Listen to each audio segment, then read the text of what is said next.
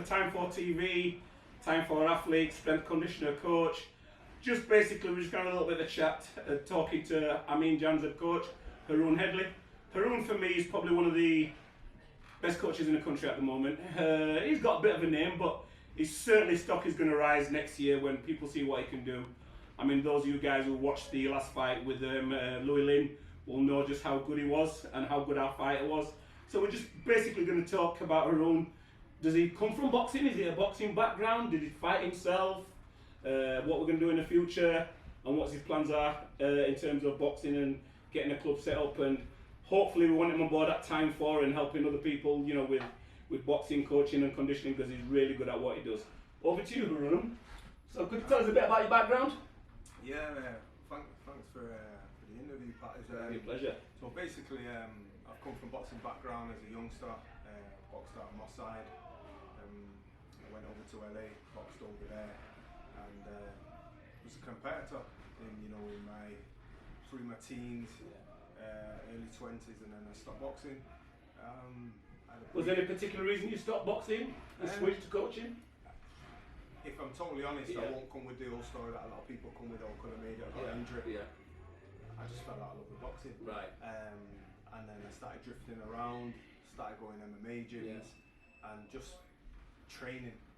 And I started coaching again with an amateur team, and I took five youths to schoolboy finals in one season, and then I went into the pros, and I spent a period of time, with a journeyman, learning the ropes on the road with him up and down the country, meeting different managers, promoters, and just learning to train as a trainer, in the away corner, which is a hard place to be. But that just gave me a lot of experience. I was unfortunate to start working with some prospects. I've been in numerous title fights, from domestic to world title fights. I've been in fights around the world, I can say, and I'm now working with Amin Janzeb now 2.5 years. Really started to develop a strong relationship with him, showing him my ethos of boxing, and he's been able to start to apply it. If you see in the last fight, it's still a work in progress going, but you see a lot of our work in the last fight to what he's actually capable of doing. I work with some other fighters from amateurs, one being my son, and a couple of the pros. So the future looks like the rebuild after controversial decision, I'll say, and it's not a loss for us, it's learning.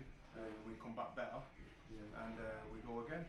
Where do you think you differ from other coaches? And what I mean by that is, I come from a bodybuilding background, and I've done particular sports in my life, but obviously bodybuilding's probably the last 30 years. Now, I've been around you now for probably 18 months now, and every time you speak, I want to listen, I want to learn. What do you feel you are different compared to other coaches? Because I mean, I don't know that many boxing coaches, but there's something different about you. I've seen you under pressure with, in fights. I've also seen when we've gone to spar with some very tough opponents, you never seem to lose your rag, for want of a word. When I've seen other coaches get frustrated with the fighters, you always seem to be level. Is that just you as a person?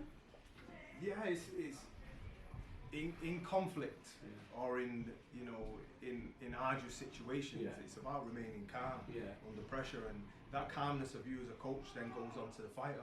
That push confidence into that fighter. I'm not here to say anything about anyone else's coaching styles, but erratic shouting behaviour, it can do two things. It can work for a fighter, and he can go with it, and it's that energy pushing out, or it can go against him to where he goes into a shout. So my style of coaching is, I don't like to be shouting at people. I like to talk to them. I like them to understand what we're doing, and the confidence of what we actually drill in the gym, because we work hard in the gym. We work really hard. When we do go out and we go and spar and we're in fights, I'm confident that fighter is fully equipped. So it's just reminders on the night, and like you said, in fights, it's about being able to adjust quickly and knowing your fighter has the tools to be able to adjust quickly, and that's what gives me the calmness, because I know we do the work. because you're definitely a boxing oracle, because you study the art of boxing as well, don't you? You know, you're obviously going from the greats of boxing coaches to boxing trainers. You know, I've been around boxing a long time before I was you, and you get some coaches who they don't want to learn. Do you know what I mean? Yeah. Whereas if you're one of these people that can talk about boxing from the early 1900s to Jack Johnson's and stuff like that, it's very rare you see that. Do you know what I mean? So Yeah. what made you sort of like want to feel like you needed to do that? I mean, it's great to see, because everything's too modern now.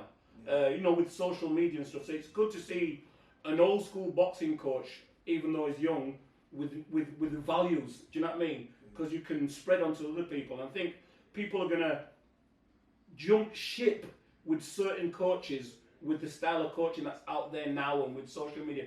What keeps you from following them? I've been in boxing a long time. Right. First watched boxing when I was about 9, 10 years old. My uncles were boxers, my cousins were pro fighters. My granddad and mum's father was a pro fighter in Jamaica, Panama, Mexico. He boxed all over the place. Right. You know, he was a sea merchant, and you know, I've always enjoyed boxing. I've always watched boxing. I like to watch the old fights. I love to find old footage of training and coaches working with trainers. I found something the other day in Custamato with a Portuguese fighter well before Mike Tyson, and he was showing the system of what he gave to Mike Tyson, but it was in its early stages of calling the numbers of where he's throwing in a circle, and I found it fascinating because I was studying what he was doing, and it gave me an understanding to how he looked at boxing, to what he was trying to implement on the fighter. And don't get me wrong, you can't train every fighter the same, but you can give them all little key ingredients that when they do come to fight, it's their default button. Because, you know, I always say there's fighters who move around a little bit too much for me, and you know, each to their own, but they don't give that trainer the time to implement the learning and set up what they want the fighter to do. They'll take a loss and they move away. It's trainers' fault, they'll move away. Where I think, you know what? Sometimes it's sitting and it's study, learn together and develop together. You know, and you see the great fighters of past, they've stayed with that trainer, and the trainer's been able to fix something that he's done wrong and mend it, and then they've pushed the car out again, and you know, and it's so often now, especially in sport. I mean, know the guy behind the camera's bodybuilder like myself, and you see them jumping ship with coaches on a regular basis. I mean, in the sport in general today, it happens all the time. You know, if somebody takes a loss, they actually think, oh, it's the coach's fault and stuff like that. Now, in terms of if people are watching this interview, which they'll see it and plenty see it, and if they wanted to start boxing, what would they have to be if they wanted to join somebody like you? Oh God. You know what? Putting you on the spot there, but it is on the spot. You know, at this moment in time, I'm really content with what I've got and what we're doing, because it's been a great journey. And I have the pro fighters, but I enjoy training the younger fighters, the amateurs, the 15-year-olds that are coming through. Right? You know, I go to an amateur. I enjoy that because I can then put my hand on them to develop them, that they are one of mine from beginning, rather than, you know, fighters come from here, there, and you have a stacked gym, and I've done that. I've had a gym like 12 fighters at a time on my own, and it's hard because it's hard to teach all those people everything within a day. So some people start lacking, you know, and your work isn't given out. So I'd rather the quality rather than the quantity, you know. And you know, don't get me wrong, who knows what the future holds to how things go, you just don't know. But you know, I'd always look at a fighter, are they willing to learn? That's the first one.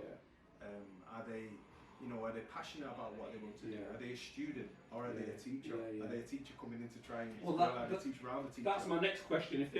If any guy that wanted to learn a fight or box, what would the one tool you say they needed, wherever they was going to go, whether it was come train with you or go to another boxing club, what would you say they needed, you know, to start with?